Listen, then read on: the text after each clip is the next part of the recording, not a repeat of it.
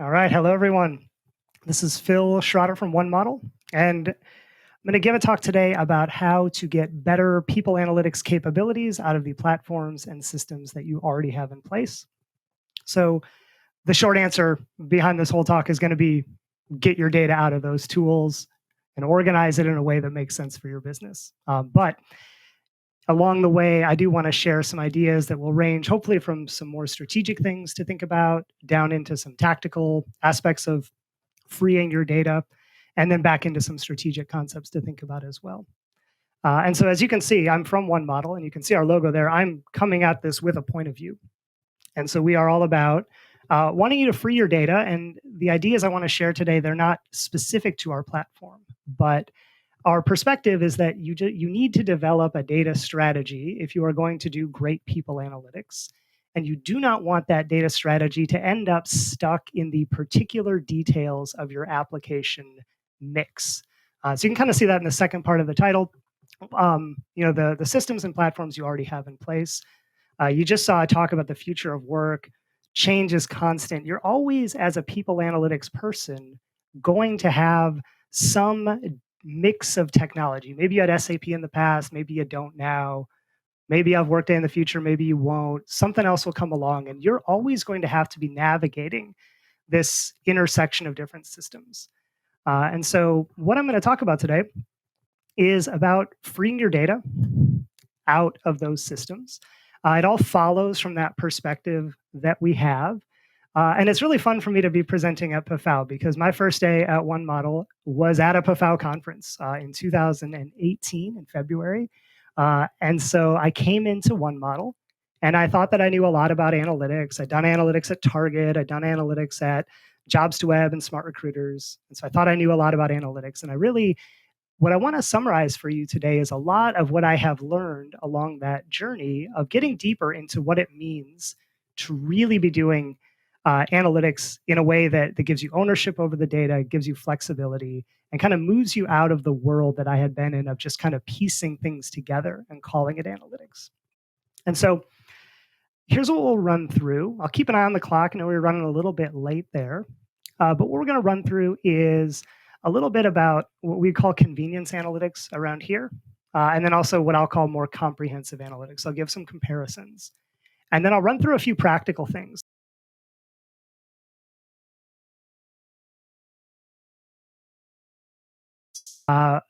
Ideas.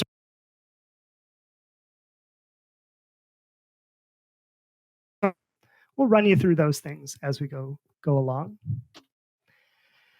And so I want to start with this idea of convenience analytics. For those of you on the US side, you will recognize the Chipotle menu on the right. I am not sure for those of you on the Australia side if you will recognize it. But the idea in this food metaphor is that when you're dealing with data, there is a lot of what we'll call convenience analytics out there. And those are analytic tools that are either embedded in applications or pre-built by somebody else. And what they're designed to do is make life really easy for consuming that data.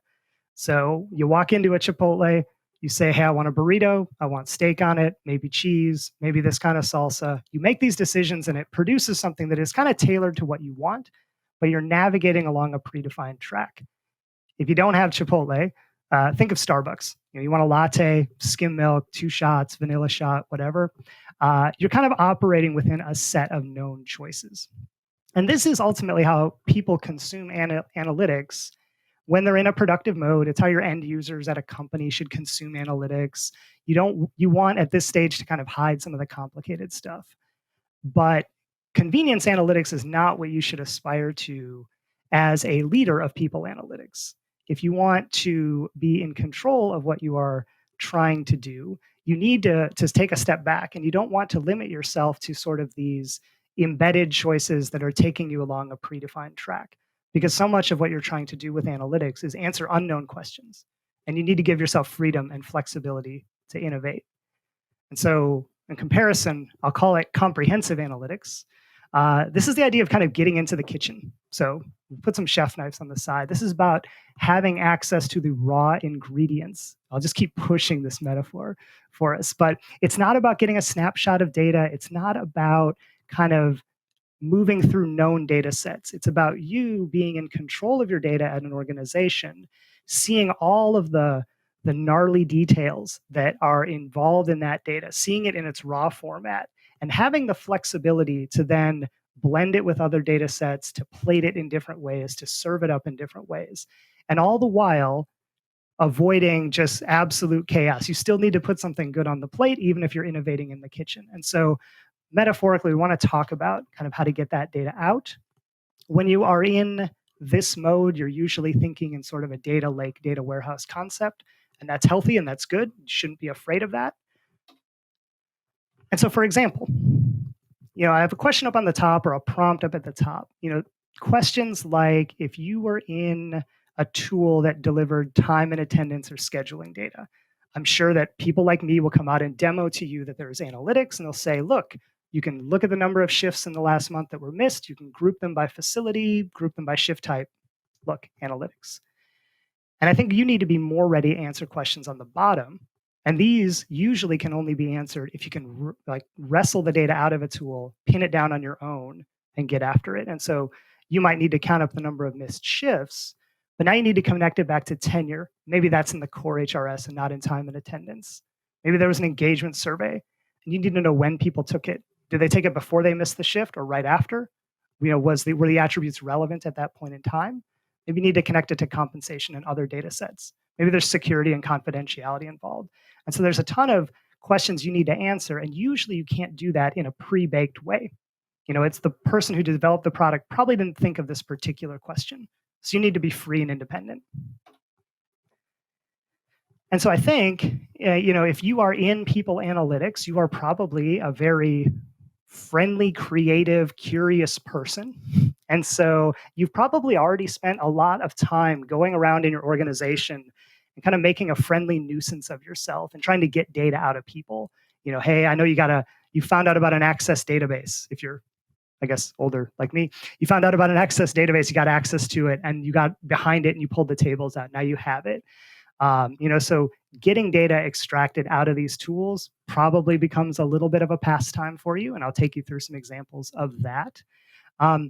Where I think I've really, in the last few years, coming to PAFOW conferences, working with my colleagues at One Model, I think I've really learned a lot is about then how to model that data outside of a system so you can create this independent structure around it. So I'll talk about some of the ideas there. And then finally, putting metrics around it so that headcount in one place is the same as another. So you don't want to grow bespoke data sets. You don't want data sets that don't match. And so I'll put some thought into that as well. And all this under the heading of you really ought to fight your way into the kitchen, so to speak. You deserve to have the raw data. You have a responsibility to go get it. You deserve to put your own structure around it. Let's talk about how you might go about doing that. So for starters, for data extraction, these are kind of the usual suspects that you will run into when you're out there. So you're going to bump into a tool that you've got. Maybe it's your ATS, maybe it's your core HR system. You're going to be presented with some options like this. People are going to talk about APIs. And if you don't know what an API is, don't be intimidated about APIs. They sound new and fancy. An API is just a web page that your computer can go to and get data. It works just like a web page. They're virtually the same thing. Now, technically, we can argue about that, but just think of it as a URL that spits out data. And a lot of tools have great APIs to them. If you have SuccessFactors, if you have Workday, there are APIs. Lots of other tools as well with APIs you can go. They're built for automation, which is great because usually you can schedule getting data out of them, but often they're also designed for pretty small data sets. You might run into trouble pulling a large amount of data out of an API if that's your option. It's kind of like sucking a lot of data through a straw. Sometimes it might just take a while to get it all out because it's usually designed for some more integration use cases. But don't be intimidated by APIs. They're a great way to get data out. A lot of tools will also offer you scheduled reports, or maybe there's just a report you can download. That's fine. There's no right answer to any of this. So however you can get the data by all means. There might be tools that offer you web-enabled reports too. So Smart Recruiters has moved toward this. Workday has this option as well. Lots of others too. I'm just picking examples. It's not comprehensive. Often with these tools, you can write some export scripts. So in the case of SAP, you've got ABAP scripts. That's another term you might run into. And these are usually better. I think of them kind of like data shovels. It's usually good for just getting huge batches of data out of a tool. So I kind of like the scheduled exports area of the world when you run into it. Other tools are going to offer you just direct connect into the database, which is great if you can get it. Greenhouse does this if you have their ATS. It's really good. It gives you flexibility. You can reach right in. There's usually security concerns to it, so you don't see that option very often, but if you do see it, it's also a viable option. Again, in all of this, it's not that one is better than the other. APIs are not better than file feeds. Getting access to the database is not better than another. It's just whatever you can do to get your hands on it. And again, you have a responsibility to learn what these options are and take advantage of whatever option is available to you. If you have any questions, I like talking about these. So you can stop by our booth tomorrow. We'll happily chat about the systems you got, how you might get data out of it. It's your data, so you should be able to get it out however you find a way to. So step one, just getting the data out. Usually you can kind of hack your way through step one and get the data out somehow. Automating it is sometimes harder. The really tricky part comes with then organizing that data in a useful way. So, back at Target, I could get data out of systems, by, going around and asking, and I'd just have it in Excel, and I'd make a cool analysis, and then it's just a cool analysis in Excel. And there was no kind of overall thinking around how to organize that data. And so I've shared just kind of a few table examples here. The idea here is, as you think about how to organize your data, and again, don't be put off. It's not an overly technical thing, but as you think about how to organize your data, think about the concept of a timeline. When you think about connecting data between multiple systems, what we always think about, if someone says, hey, can we connect recruiting to core HR? You think about the IDs. Oh, do we have an application ID here? Do we have an employee ID there? Can we connect them? The other thing you have to think about is time. So time is a sort of ultimate join across all of your data sets. Time is this thread that connects all things, not to try to get poetic about it or anything. But what you need to be able to do is take all of your data from your systems and line it up by time. And you want to look for things like effective dates so that you can say, between these 2 points in time, certain attributes were true about an employee. When they missed that shift in the example we talked about early, it was on this date. And if I go in this system on this date, they had just taken a survey. And if I go in that system on this date, they had this much tenure. They reported to this person. Here was their salary. If you can't solve for time, then you can't really connect all of your data together, and your analyses are going to be incomplete. And so you really have to make a priority of time. It's another fairly nuanced concept. We're happy to chat about it. I put a couple blog post links out there. They're not a comprehensive treatment of how to model data, but they're sort of an introduction for how to think about things like data as of a point in time or metrics over a period of time. So second step, after you get your data out, you need to prioritize putting it in a reusable structure that will feed more analyses down the road. We'll talk about that on kind of the last concept as well. Now, the third thing, if you're going to advance and kind of make progress in this data undertaking and owning your data and wrangling your data, is you have to solve for this, which is my headcount dashboard. If you can see the slide, all of these headcount numbers are correct. But what's lacking is the definition that makes each one true. And so in addition to the hard work of extracting your data and modeling your data, you now have to become really precise about what you're going to call a data point and what's going to go into it. You need to make your own recipes, so to speak, and then you need to stick to your own recipe book, right? Because otherwise, headcount's going to be 38,000 in one system, it's going to be 37,000 in another system or another report that you make, and they're both going to be right, and people are going to get confused and angry. So if I kind of reveal the definitions here, you have things like end of period headcount, start of period headcount, average headcount, headcount that includes contractors. We just saw the future of work. You're going to have contingent workers. You're going to have project-based workers, freelancers. So who all worked on a project? What's the head count? Is something, even in a simple example, you'll have to get control over. And this goes for voluntary versus involuntary terminations. What's a promotion? All of these things. And this data is going to be spread across multiple systems. So you need to step up and take ownership over what it means. And as you do that, here's an example of how we've kind of popped a definition up. So maybe in the case you set up something where you click on headcount, then you see a definition in your reports. Or maybe it's just a footnote to each report you send out that has the definition written out. Or maybe it's a separate resource you publish and link to in all of your reports. There's no wrong way to do it as long as people can understand what goes into the data.